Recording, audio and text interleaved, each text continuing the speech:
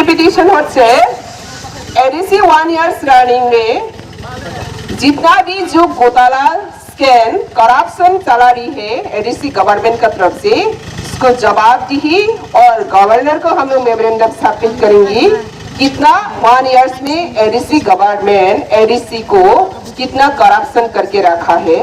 थानसा का नाम में घोटाला है, ये थानसा स्कैम है, स्कैम घोटाला थानसा स्कैम है।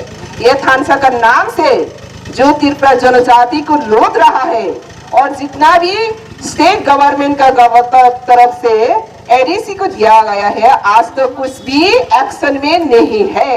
तो 30 कोटी जो खेरंबग हॉस्पिटल को अपग्रेडेशन करने के लिए जो दिया गया है इसको अभी कहाँ तक इम्प्लीमेंट हुआ, लोगों का सामने ये 30 कोटी का कोई काम नहीं देखा हम लोग।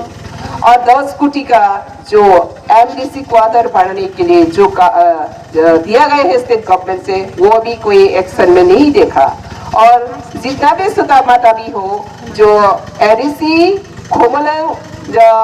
खोमपुई एकेडमी में जो एडमिशन हो रहा है वहाँ पे भी करप्शन है।